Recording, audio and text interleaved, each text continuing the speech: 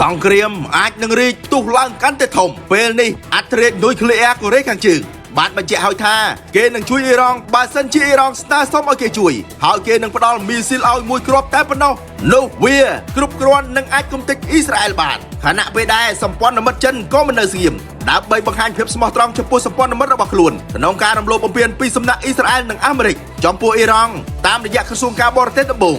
ចិនបានប្រកាសឲ្យគ្រប់ភាគីទាំងអស់ទទួលយកបទឈប់បាញ់ស្វែងរកកិច្ចចរចាតែបើស្ថានភាពនៅតែតានតឹងចិននឹងគ្រប់គ្រងអធិបតេយ្យភាពរបស់អ៊ីរ៉ង់និងសន្យាផ្ដល់មីស៊ីលល្បឿនលឿនទំនើប Hypersonic សម្រាប់ប្រឆាំងនឹងវាផ្ទុកយន្តហោះរបស់អាមេរិកស្របពេលដែលសម្ព័ន្ធមិត្តរបស់អាមេរិកតួយ៉ាងអារ៉ាប៊ីសាអូឌីតបាននិយាយថាសហរដ្ឋអាមេរិកបានបោះបង់ពួកគេចោលហើយទៅការពារតែអ៊ីស្រាអែលវិញដោយពេលនេះអ៊ីរ៉ង់ប្រកាសឲ្យប្រជាជននៅទូទាំងពិភពលោកធ្វើការសងសឹកចំពោះការសម្លាប់មេដឹកនាំអាយ៉ាតូឡាអាលីខាមេនីឥឡូវចាប់ផ្ដើមកើតឡើងបណ្ដាដោយនៅរដ្ឋតិចសាសកំាន់កំភ្លើងស្លៀកសម្លៀកបំពាក់មានទង់ជាតិរបស់អ៊ីរ៉ង់ដេញបាញ់មនុស្សក្នុងក្លឹបមួយកន្លែងស្លាប់3នាក់និងរបួស14នាក់ដែលជនបង្កមានអាយុ53ឆ្នាំជនជាតិអ៊ីរ៉ង់ដែលរស់នៅសហរដ្ឋអាមេរិកតាំងពីឆ្នាំ2000មកម្លេះហើយបន្ទាប់ពីអ៊ីរ៉ង់គម្រាមយុបមិញថានឹងឲ្យប្រទេសអ៊ីស្រាអែលនឹងក្លាយជាសមុទ្រភ្លើងពេលនេះនាយករដ្ឋមន្ត្រីអ៊ីស្រាអែលលោកនេតាន់យ៉ាហ៊ូបានភៀសខ្លួនទៅទីក្រុងបេកឡាំងប្រទេសអាល្លឺម៉ង់គេចពីប្រតិបត្តិការសមុទ្រភ្លើងនេះបាត់ទៅហើយនឹកស្មានមិនដល់រត់លឿនជាងពលរដ្ឋទៅទៀតទប់មិនជាប់ទេពេលនេះសូម្បីតែនាវាផ្ទុកយន្តហោះ Abraham Lincoln USS ដែលឈរកាងឲ្យអ៊ីស្រាអែលពេលនេះបានដកថយពីដែនសមុទ្រអ៊ីស្រាអែលទៅឆ្ងាយហើយបន្ទាប់ពីត្រូវរងរបួសពីគ្រាប់រ៉ុកែតដោយមិនស្គាល់អត្តសញ្ញាណនិងដកថយឆ្ងាយរហូតដល់សាយព្រឹសដែលជាមូលដ្ឋានរបស់ទ័ពអង់គ្លេសឯនោះព្រោះប្រហែលជាត្រូវរបួសធ្ងន់មិនអាចទប់ទល់បានទើបដកថយឆ្ងាយយ៉ាងនេះស្របពេលដែលសហរដ្ឋអាមេរិកអំពាវនាវឲ្យពលរដ្ឋរបស់ខ្លួនចាកចេញពីប្រទេសសម្ព័ន្ធមិត្តទាំងនេះជាបន្ទាន់រួមមានបារ៉ែនអេស៊ីបអ៊ីរ៉ាក់អ៊ីរ៉ង់អ៊ីស្រាអែល The West Bank and Gaza ហ្សូដានីគុយវ៉ែតលីបង់អូម៉ង់ហ្គាតាអារ៉ាប៊ីសាអូឌីតស៊ើរីអារ៉ាប់រួមនិងយេម៉ែនព្រោះនាពេលដ៏ឆាប់ខាងមុខជើងហោះហើរទាំងអស់នឹងត្រូវផ្អាកព្រោះសង្គ្រាមរីករាលដាលកាន់តែធំខណៈពេលដែលថៃឯនោះក៏មិននៅស្ងៀមលោកស៊ីហាសាក់ភុនគៀតកែវបានស្នើសុំអ៊ីរ៉ង់ឲ្យបើកផ្លូវគោកមនុស្សធម៌ឲ្យជនជាតិខ្លួនចំនួន 1000 នាក់បានឆ្លងកាត់ទៅប្រទេសទូគីដោយស្នើសុំឲ្យធ្វើដំណើរតាមផ្លូវគោករហូតដល់ប្រទេសថៃ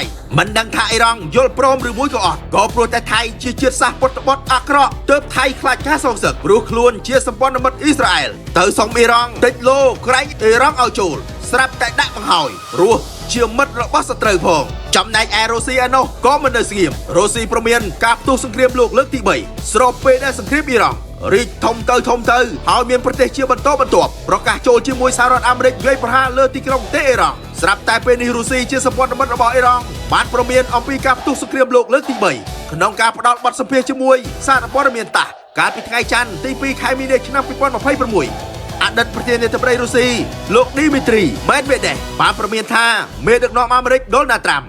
នឹងអុជបញ្ឆេះសង្គ្រាមលោកលើកទី3តាមរយៈប្រតិបត្តិការផ្លាស់ប្ដូររបបបែបអ៊ុក្រិតកម្មរបស់គាត់យ៉ាងណា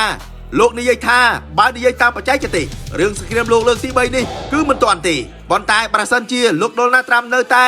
បន្តប្រតិបត្តិការផ្លាស់ប្ដូររបបតាមបែបអ៊ុក្រិតកម្មនេះជានោះច្បាស់ណាស់វានឹងផ្ទុះឡើងគ្មានអ្វីត្រូវសង្ស័យនោះទេទន្ទឹមនឹងនេះអនុប្រធានក្រុមប្រឹក្សាសន្តិសុខរុស្ស៊ីរូបនេះបានអះអាងថាការវាយប្រហារលើអ៊ីរ៉ង់គឺជាផ្នែកមួយនៃសង្គ្រាមទ្រង់ទ្រាយធំរបស់អាមេរិកនិងសម្ព័ន្ធមិត្តដើម្បីរក្សាឧត្តមភាពរាប់ទៅ10លើពិភពលោកចង់បង្កើតសង្គ្រាមគឺជារឿងងាយស្រួលតែបើចង់បញ្ចប់សង្គ្រាមមិនមែនជារឿងងាយស្រួលដែលអាចធ្វើបាននោះទេសហរដ្ឋអាមេរិកបានប្រកាសឲ្យពលរដ្ឋខ្លួនចាក់ចេញពីប្រទេសសម្ព័ន្ធមិត្តទាំង14ប្រទេសនេះជាបន្ទាន់ព្រោះសង្គ្រាមកាន់តែក្តៅទៅនិងមិនអាចគ្រប់គ្រងស្ថានភាពបានដែលប្រទេសសម្ព័ន្ធមិត្តទាំងនោះរួមមានបារ៉ែនអេស៊ីបអ៊ីរ៉ង់អ៊ីរ៉ាក់អ៊ីស្រាអែល West Bank and Gaza សូដានីគុយវ៉ែតលីបង់អូម៉ង់កាតាអារ៉ាប៊ីសាអូឌីតស៊េរីនិងយេម៉ែនជាដើមព្រោះជើងហោះហើរទាំងអស់នឹងត្រូវផ្អាកនាពេលដ៏ឆាប់ខាងមុខសូម្បីនាវាផ្ទុកយន្តហោះ Abraham Lincoln USS ដែលបានឈរកាងឲ្យអ៊ីស្រាអែលក៏បានដកថយចេញពីសមុទ្រអ៊ីស្រាអែលទៅឆ្ងាយដែរបន្ទាប់ពីត្រូវរបួសយ៉ាងធ្ងន់ធ្ងរដោយរ៉ុកែតរបស់អ៊ីរ៉ង់ដែលមិនស្គាល់អត្តសញ្ញាណទៅឆ្ងាយរហូតដល់ប្រទេសសាយព្រឹសដែលជាមូលដ្ឋានរបស់ទ័ពអង់គ្លេស ខណៈដែលថៃក៏មិននៅស្ងៀមក៏ប្រកាសឲ្យប្រជាជនខ្លួនចាក់ចេញពីប្រទេសអ៊ីស្រាអែលជាបន្ទាន់ព្រោះថាអ៊ីរ៉ង់បានប្រកាសកំទេចអ៊ីស្រាអែលឲ្យទៅជាសមុទ្រភ្លើងដោយប្រើមីស៊ីលខៃបាដែលបាញ់បានរយៈចម្ងាយ 2000 គីឡូម៉ែត្រដោយការប្រយុទ្ធមិញអ៊ីរ៉ង់បានវាយបកខ្នាតធំបញ្ចេញមីស៊ីលបាល់ីស្ទិកខៃបាបាញ់បានចម្ងាយ 2000 គីឡូម៉ែត្រកំទេចអ៊ីស្រាអែលចំនួន20គោលដៅផងដែរដោយទ័ពអាកាសរបស់ថៃថាมันអាចទៅដឹកប្រជាជនខ្លួនបានទេព្រោះតែដែនអាកាសត្រូវបានបិទជិត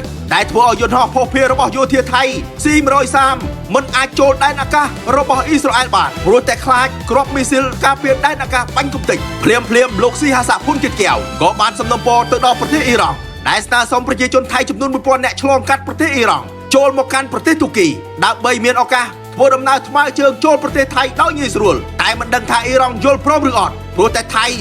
ជាជាតិសាសន៍មានពុតត្បត់អាក្រក់ដែលជាសម្ព័ន្ធមិត្តចាក់ទឹកមិនលិចរបស់អ៊ីស្រាអែលផងដែរ